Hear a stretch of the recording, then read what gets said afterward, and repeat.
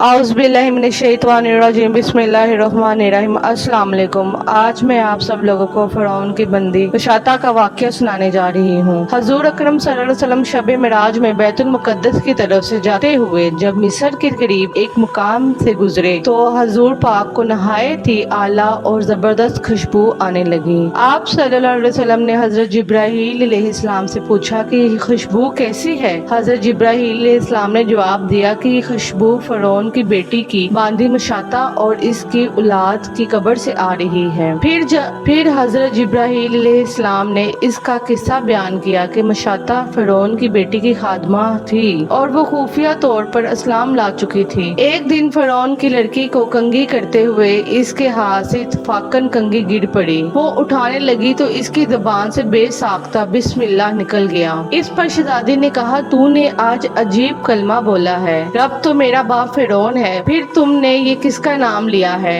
इस बंदी ने जवाब दिया, फ़िरौन रब नहीं है बल्कि रब वो अल्लाह है जो मुझे, तुझे और खुद फ़िरौन को रोजी देता है। शहजादी ने कहा, अच्छा यानी तू मेरे बाप के सिवा किसी और को अपना रब मानती है। इसने जवाब दिया, हाँ मेरा, तेरा और तेरे बाप का सबका रब अल्लाह ताला ही है। शहजादी ने इस बंदी की बातें सुनी और ये सब हाल अपने बाप को कहलवा दिया। फ़िरौन ने जब ये सुना तो वो सख्त गुस्से में आ गया और इसी वक्त इसने बंदी को अपने दरबार में बुलाया और कहा, क्या तू मेरे सिवा किसी और को अपना रब मानती है। इसने कहा कि हाँ, मेरा और तेरा रब अल्लाह ताला ही है जो बुलंदियों और बुजुर्गी वाला और वो वाहिद व ला शरीक है। फ़िरौन ने उसे डराया धमकाया लेकिन वो हक पर कायम रही। फ़िरौन ने इसी वक्त हुक्म दिया कि तांबे की जो गाय बनी हुई है इसको खूब तपाया जाए और जब वो बिल्कुल आग जैसी हो जाए तो इसकी आंखों के सामने इसके बच्चों को एक एक करके इसमें डाल दिया जाए।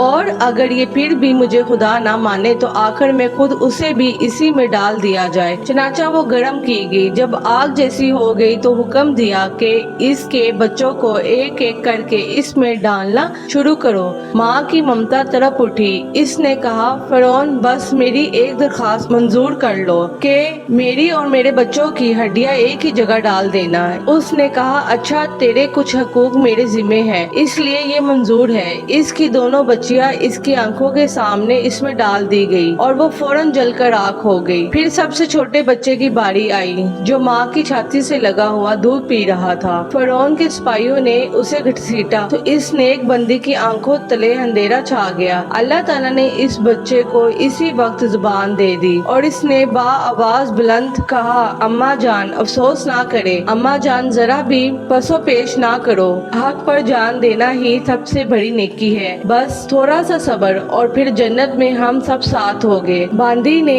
जब ये बात सुनी तो उसे सब्र आ गया। फिर इसके बच्चे को भी आग में डाल दिया गया और आखिर में इनकी माँ को भी इसी आग में जलाकर मार दिया गया और इस जगह इस बांदी और इसके बच्चों की हड्डियों को दफन कर दिया गया। ये खुशबू की महक इसी की जन्नती महल से आ रही है। नाजरीन, हर दौर में ही हक पर कायम रहने वालों को मुख्तलिफ तरीकों से आजमाया गया और सजाएं दी गई, लेकिन फिर भी जो हक पे कायम रहा अल्लाह पाक ने उसे दोनों जहानों की नेमतों से नवाज दिया। इसी तरह की मजीद कहानियों को पसंद करने के लिए और सुनने के लिए मेरे चैनल को लाइक और सब्सक्राइब जरूर कीजिए। शुक्रिया। अल्लाह हाफिज।